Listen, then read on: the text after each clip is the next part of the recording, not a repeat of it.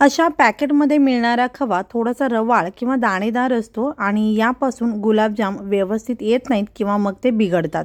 तर असा खवा वापरून आज आपण परफेक्ट असे गुलाबजाम कसे बनवायचे ते बघणार आहोत। तर नमस्कार, मी सुवर्णाज रेसिपी मराठीमध्ये तुम्हा सर्वांचं खूप मनापासून स्वागत आहे।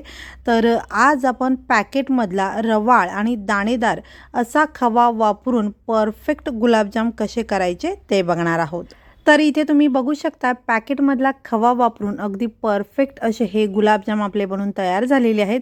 अगदी जाळीदार, सॉफ्ट, मऊ, मुलायम आणि अगदी रसरशीत असे हे गुलाबजाम आपले बनून तयार झालेले आहेत। तर चला मग हे मस्त गुलाबजाम कसे बनवायचे ते बघूयात। तर सगळ्यात आधी मी पाक बनवून घेते। तर इथे मी 200 ग्रॅम खवा वापरणार आहे। यासाठी 300 ग्रॅम साखर घेतलेली आहे। पण तुम्हाला जर गुलाबजाम जास्त गोड आवडत असतील आणि जर पाकाचं प्रमाण तुम्हाला गुलाबजाममध्ये जास्त आवडत असेल तर साखरेचं प्रमाण तुम्ही थोडंसं वाढवून घेतला तरीही चालू शकतं। तर आता याच्यामध्ये मी 2 ग्लास पाणी घालते। साधारण 450 ml इथे मी पाणी वापरलेलं आहे किंवा साखर बुडून अगदी 1 ते 1.25 इंच पाणी वरती राहील इतकं पाणी या साखरेमध्ये मी घातलेलं आहे। तर आता आपल्याला याचा पाक बनवायचा आहे। तर आता ही कढई मी गॅसवरती ठेवलेली आहे। सुरुवातीला गॅस थोडासा मोठा ठेवलेला आहे आणि साखर आपल्याला व्यवस्थित मिक्स करून घ्यायची आहे आणि ही साखर सगळ्यात आधी आपण विरघळवून घेऊयात। साखर व्यवस्थित विरघळलेली आहे आणि आता पाकाला उकळी सुद्धा यायला लागलेली आहे। तर आता गॅस आपल्याला कमी करायचा आहे, म्हणजे गॅस इथे तुम्ही मध्यम केला तरी चालू शकतं। मध्यम गॅसवरती 2 ते 3 मिनिटे आपण हा पाक व्यवस्थित असा उकळवून घ्यायचा आहे। तर हा पाक उकळत असतानाच याच्यामध्ये मी 1 छोटा चमचा वेलदोडीची पावडर घातलेली आहे आणि साधारण एक अर्धा चमचा इथे मी गुलाब जल घालते आणि थोड्याशा केशराच्या काड्या यामध्ये मी घालते। तर हे सगळं ऑप्शनल आहे, तुम्हाला घालायचं असेल तर घाला, नाही घातला तरी चालू शकतं किंवा फक्त वेलदोडीची पावडर जरी घातला तरी चालेल। तर हा पाक मी 2 ते 3 मिनिटे छान उकळवून घेतलेला आहे। तर या पाकाला तार वगैरे आणायची अजिबात गरज नाही। तर हा पाक तुम्ही बोटाने जर चेक केला तर बोटाला अगदी हलकासा चिकटपणा जाणवला पाहिजे असा पाक आपल्याला बनवून घ्यायचा आहे। तर अगदी परफेक्ट असा हा पाक तयार झालेला आहे आणि आता गॅस मी बंद करते आणि यावरती झाकण लावून हा पाक मी बाजूला ठेवून देते। आणि आता हा जो आपण रवाळ, दाणेदार आणि पॅकेटमधला खवा घेतलेला आहे तो मिक्सरच्या भांड्यामध्ये काढून घ्यायचा आहे। गुलाबजाम बनवण्यासाठी अगदी मऊसूद असा खवा लागतो आणि हा खवा तुम्ही बघू शकता अगदी मोकळा आणि रवाळ दाणेदार असा हा खवा आहे। तर हा खवा आपल्याला अगदी सॉफ्ट असा बनवून घ्यायचा आहे। तर यासाठी आपण हा मिक्सरला फिरवून घेणार आहोत। मिक्सर एकसारखा न फिरवता चालू बंद करत हा खवा मिक्सरला आपल्याला साधारण 1-2 मिनिटांसाठी फिरवून घ्यायचा आहे। 2 मिनिटे मिक्सरला फिरवल्यानंतर या खव्याची छान अशी पेस्ट तयार झालेली आहे। तर यामध्ये पाणी किंवा दूध अजिबात घातलेलं नाही आहे, अगदी बारीक अशी याची पेस्ट आपली बनवून तयार झालेली आहे। तर ही पेस्ट मी ताटामध्ये काढून घेते। मिक्सर एकसारखा किंवा खूप वेळ आपल्याला फिरवायचा नाही आहे, नाहीतर हे मिश्रण अजून पातळ होऊ शकतं किंवा खूप सैलसर होऊ शकतं। जास्त सैलसर झालं तर थोड्या वेळासाठी तुम्ही फ्रीजमध्ये ठेवून घेतला तरी चालेल। तर आता याच्यामध्ये मी अगदी 2 चिमूट खाण्याचा सोडा घालते। सोडा घातल्यामुळे हे गुलाबजाम अगदी सॉफ्ट आणि मस्त जाळीदार होतात। तर आता आपल्याला घालायचा आहे मैदा। तर 1 वाटी मी मैदा घेतलेला आहे, त्यातील अर्धी वाटी मैदा मी आता घालते आणि राहिलेली अर्धी वाटी लागेल तसं मी वापरणार आहे। तर आता हे सगळं व्यवस्थित असं मिक्स करून घ्यायचं आहे। तर हा मैदा या खव्यामध्ये अगदी हलक्या हाताने मिक्स करून घ्यायचा आहे, खूप जास्त जोर लावून किंवा दाबून हा खवा मळायचा नाही आहे। अर्धी वाटी मैदा या खव्यामध्ये मी मिक्स करून घेतला। खवा अजूनही सैलसर किंवा थोडासा ओलसर वाटत आहे, तर अजून अर्धी वाटी इथे मी मैदा घेतलेला आहे। तर हा सगळा एकदम न घालता याच्यातील अर्धा मैदा मी आता घालते आणि राहिलेला गरज पडला तर वापरणार आहे। तर हा घातलेला मैदा सुद्धा आपण या खव्यामध्ये व्यवस्थित असा मिक्स करून घ्यायचा आहे। घातलेला मैदा या खव्यामध्ये मी व्यवस्थित मिक्स करून घेतला आणि हा खवा हलकासा मळून घेतला। तर आता गुलाबजामसाठी परफेक्ट असा हा गोळा बनवून आपला तयार झालेला आहे। तर 1 वाटीतील साधारण पाव वाटी हा मैदा शिल्लक राहिलेला आहे, पाऊण वाटी मैदा आपल्याला इथे लागलेला आहे। खवा जर जास्त सैलसर असेल तर इथे मैदा थोडासा जास्त लागू शकतो, पण 1 वाटीपेक्षा जास्त मैदा इथे वापरायचा नाही आहे, नाहीतर मग गुलाबजाम घट्ट होतील, ते सॉफ्ट आणि जाळीदार होणार नाहीत.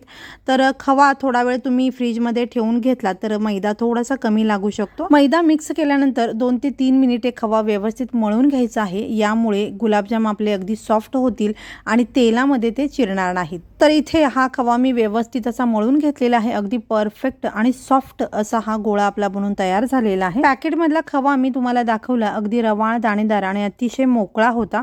आणि आता या खव्याचा टेक्स्चर तुम्ही बघू शकता, अगदी मऊ लुसलुशीत आणि अतिशय सॉफ्ट असा हा खवा आता बनून तयार झालेला आहे. आणि आता आपण याचे गुलाबजाम बनवून घेऊयात. तर हे गुलाबजाम तुम्ही तुमच्या आवडीने लहान मोठे कसेही बनवू शकताय. तर इथे मी मध्यम आकाराचे हे गुलाबजाम बनवून घेते. तर याच पद्धतीने राहिलेले सगळे गुलाबजाम मी बनवून घेतलेले आहेत. परफेक्ट असे हे गुलाबजाम आपले बनवून तयार झालेले आहेत. तर आता आपण हे तळून घेऊयात. तळण्यासाठी तेल गरम करायला मी ठेवलेलं आहे. तर तेलाच्या ऐवजी तुम्ही इथे तुपाचा वापर केला तरी चालेल. तेल खूप जास्त गरम नसावं, मध्यम गॅसवरती आपल्याला हे गुलाबजाम तळून घ्यायचे आहे. गुलाबजाम तेलामध्ये सोडत असताना सुरुवातीच्या गुलाबजामला खालच्या बाजूने डार्क रंग यायला नको, यासाठी कढई अशा पद्धतीने थोडीशी हलवून घ्यायची आहे, म्हणजे गुलाबजाम फिरत राहील आणि सगळ्या बाजूने एकसारखा रंग येईल.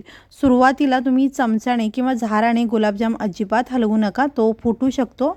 गुलाबजाम बाहेरच्या बाजूने हलकासा कडक झाला की मग आपण झाऱ्याने याला एकसारखं मिक्स करत राहायचं आहे, म्हणजे गुलाबजामला छान एकसारखा रंग येतो. तर इथे या गुलाबजामला अगदी परफेक्ट आणि मस्त असा रंग आलेला आहे. तर हे गुलाबजाम मी काढून घेते. तर गुलाबजाम तुम्ही तुमच्या आवडीच्या रंगावरती तळून घेऊ शकता. काही जणांना अगदी हलक्याशा रंगावरती हे गुलाबजाम तळलेले आवडतात, तर काही जणांना अगदी डार्क रंगावरती आवडतात. तर इथे राहिलेले गुलाबजामसुद्धा आपण याच पद्धतीने तळून घेणार आहोत. गॅस मध्यमच ठेवायचा आहे आणि कढई अशा पद्धतीने हलवताना हातावरती तेल पडणार नाही याची काळजी घ्यायची आहे. अगदी हलकीशी कढई आपल्याला हलवून घ्यायची आहे आणि हलकेसे गुलाबजाम टणक झाले की मग आपण झाऱ्याने हे मिक्स करून घ्यायचं आहे. तर या गुलाबजामला सुद्धा मस्त रंग आलेला आहे. हे सुद्धा मी काढून घेते आणि सगळे गुलाबजाम मी याच पद्धतीने तळून घेते. तर इथे सगळे गुलाबजाम मी तळून घेतलेले आहेत. पाक आपला अजूनही गरम आहे, कारण याच्यावरती मी झाकण ठेवलं होतं. गुलाबजाम पाकामध्ये सोडताना पाक गरम असायला हवा, कडकपेक्षा थोडासा कमी आणि कोमटपेक्षा थोडासा जास्त. तुम्ही हवं तर बोटाने चेक करू शकताय.